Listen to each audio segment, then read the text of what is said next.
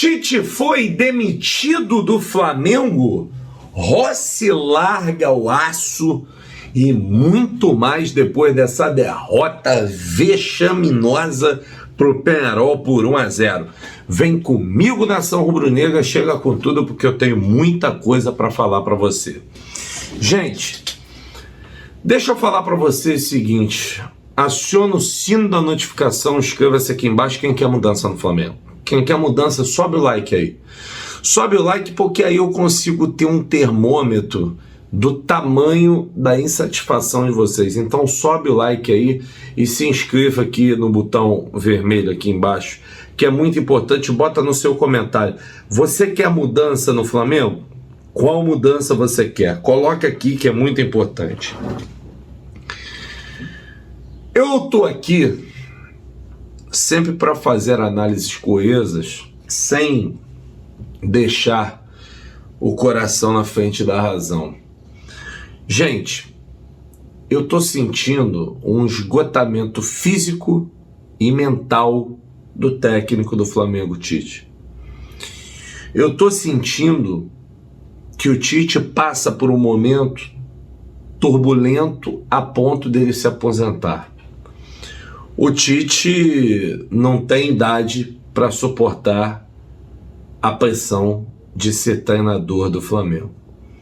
E aí, isso acaba levando o técnico a cometer erros absurdos, do tipo de ontem, de ter deixado o Léo Ortiz no banco de reservas. Eu gostei muito do depoimento, sempre sincero e muito claro, do goleiro Rossi a respeito desse momento que o Flamengo vive. O Rossi, ele é muito claro, ele não titubeia nas respostas. Ele manda o papo reto, ele manda o papo sem curva, ele manda o papo de um jeito que você fica, o goleirão tá mandando a real, não tem conversa, não tem história, não tem mais, não tem papo furado. Eu vou aproveitar para trazer o Rossi, o Arrascaeta e o Alexandro, falando a respeito do fiasco de ontem no Maracanã e o que é que eles estão pensando para a partida de volta, que é uma partida fundamental para as pretensões rubro-negras. Coloca os três na tela aí. Acho que o trabalho... O torcedor sempre vai querer ganhar, a verdade é isso. A gente também sempre vai querer ganhar. Então, eu acho que quizás tão cedo assim acho necessário. Assim como a gente naquele momento falou da vaia contra o Lohan, que é um menino que nos ajudou muito naquele momento da Copa América. A gente hoje acredita muito no resultado, no placar, que ainda está vivo, é só um gol. E é isso, a gente descansar, nos preparar mentalmente e fisicamente da melhor maneira para jogar lá na final. A gente sabe que é uma final lá no Uruguai, então é isso, a gente tem que descansar e só olhar para frente que temos aí agora um jogo importante domingo e depois pensar no jogo da quinta, que vai ser muito importante para nós, e se conseguir a classificação, não só o torcedor, senão a gente também, todo mundo vai ficar feliz. O elenco está motivado? Como é que tem sido esse trabalho com o elenco? Sim, é óbvio que são vários jogos, são 3 competições, mas como é que o elenco também está encarando essas decisões? Você falou agora que achou as vaias um pouco desnecessárias, mas é um pouco também da insatisfação do torcedor com o desempenho em campo. E como é que está o elenco? Assim, vocês estão unidos, vocês estão focados? Como é que tem sido? Não, o elenco está unido, sempre esteve unido. A verdade é que a gente sempre tenta fazer o melhor. E aí o torcedor também tem que entender que o outro time joga, que o outro time se defende, que com 10 jogadores no campo também é difícil entrar. Então, é isso. A gente só temos que nos preparar, ver o que a gente tem que corrigir para o próximo jogo lá no Uruguai, ver onde a gente pode fazer dano para eles. E assim, é só um gol de diferença que a gente tem. E a série está viva. Falta mais 6 minutos ainda, então falta muito tempo ainda e a gente sempre vai acreditar que tudo vai dar. Valeu, obrigado. Mas, obviamente que diante de um resultado como esse, você já falou em relação à reação da torcida, que é até natural diante da insatisfação, mas pensando no jogo de volta, pensando na partida de Montevidéu, que a gente sabe também que é uma dificuldade grande, mas o Flamengo está vivo na eliminatória, e como é que fica o astral depois desse resultado? E que o time tomou a iniciativa, mas não conseguiu chegar ao gol, o que fica e como que está a cabeça pensando nesse jogo de quinta-feira, mesmo com as dificuldades que existem e a pressão da necessidade de resultado? Tirando a pressão que a gente obviamente vai ter lá, a gente tem que ganhar um jogo e fazer mínimo um gol para ir minimamente na disputa do pênalti.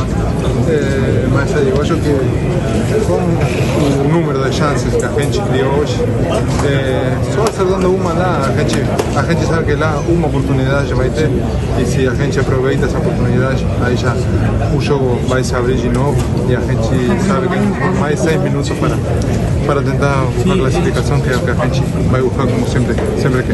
Valeu. Torcida uruguaia, torcedores uruguaios. Você acha o quanto isso pode influenciar para o Flamengo ter que decidir lá diante da torcida deles esse resultado negativo aqui? O mais importante é não preocupar por nós, a gente também. Lo de fora não podem nos influenciar, não podem nos atrapalhar. Como nós temos torcida, eles não têm a sua, exatamente eles vão buscar no que vão tirar, o time está com vantagem, mas vai ser mais uma motivação para nós. Ir lá, Como é que você está se sentindo, Arrasca, assim, fisicamente, acabou de retornar? Como você está se sentindo? Melhorando, na verdade o jogo anterior era para nós jogar tanto minuto, infelizmente mais uma lesão no seu elenco, então a gente tem que estar para ajudar o time. Agora, como falei, descansar para esse jogo, para ser uma final. Você não podia jogar tantos minutos no último jogo, é isso? Porque estava voltando de lesão, então por um pouco de dia, para estar 100% era melhor jogar por um pouco de minutos mais, como falei, a gente tem que estar preparado. Alexandre, rapidinho, só uma aqui. Sim. Queria saber de você, um jogador experiente, jogou Champions League, Copa do Mundo, o que falar para os jogadores para que o Flamengo reverta esse resultado? Mais do que falar, nós temos que fazer. Sabemos que a gente não apresentou o nosso melhor futebol hoje. Muitas vezes entramos no jogo que o Peñarol queria, esquecemos de jogar nosso futebol, aquilo que a gente treina, a qualidade que a gente tem. E provavelmente o próximo jogo vai ser diferente. Vamos enfrentar, encarar um ambiente muito difícil de se jogar, porém temos jogadores experientes e estamos preparados para o próximo processo. Eu concordo em gênero, número e grau com o Rossi. Não tem conversa. É tentar esquecer o que aconteceu no Rio de Janeiro e ir para o Uruguai buscar o resultado. Existia um pessimismo, uma preocupação diante do Bolívar por causa da altitude. O Flamengo foi lá, encarou de igual para igual e deu conta do recado. E agora tem que fazer a mesma coisa. O técnico Tite do Flamengo, daqui a pouco eu vou falar sobre a situação dele. Mas antes, é um bom momento para ouvirmos o Tite tentando explicar o inexplicável. Fabrício, boa noite também. Edson Viana, Grupo Globo. Tite, pelo que a gente viu no Maracanã hoje, assim, queria te perguntar pessoalmente o que é a sua experiência de já ter dirigido clubes de massa enormes como o Fluminense, como o Corinthians, como Seleção Brasileira, enfim, o que essa experiência lhe ensinou a lidar com as reações tão duras, tão severas da torcida ante as suas reações, se é possível abstrair isso profissionalmente ou se ainda é algo que machuca, como as vaias, como os xingamentos, enfim, e críticas às suas decisões. Obrigado.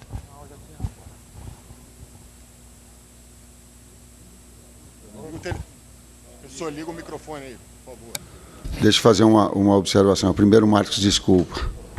Aquilo que eu falei para ti pessoalmente, não é legal só falar pessoalmente, tem que falar publicamente. Eu usei os termos que eu não deveria ter usado contigo, mesmo que o sentido fosse diferente, nós falamos, nós conversamos a respeito.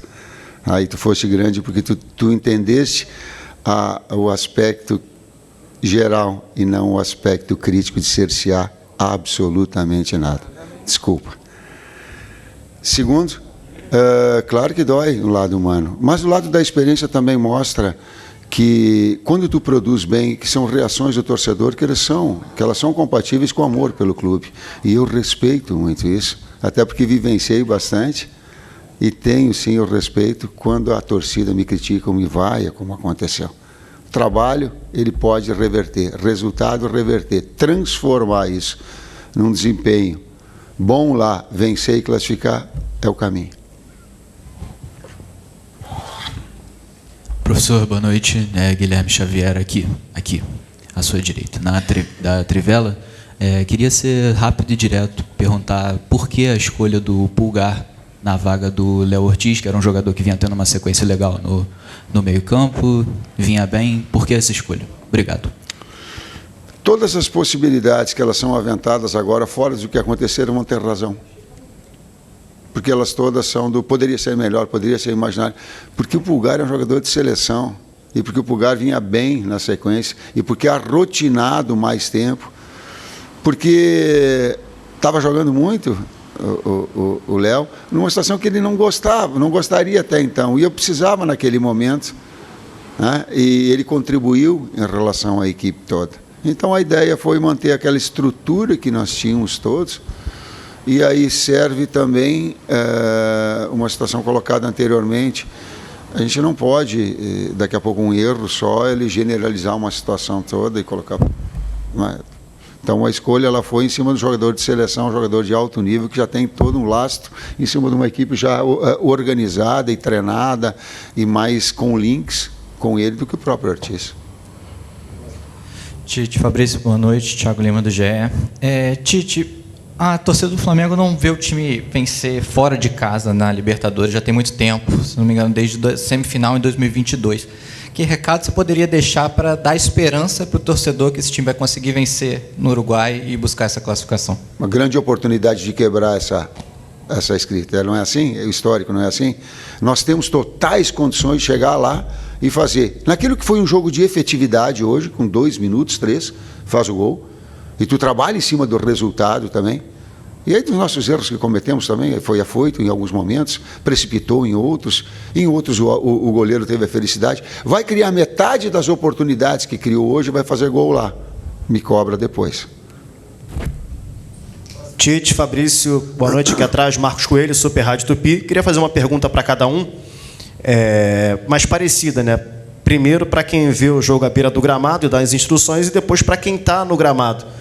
O Flamengo hoje sofreu um gol, teoricamente, no começo do jogo, né? Mais perto do começo do que do final do primeiro tempo, o que naturalmente proporciona um cenário de você ter que correr atrás do resultado por mais tempo do que propriamente segurar um resultado, que foi o cenário de domingo.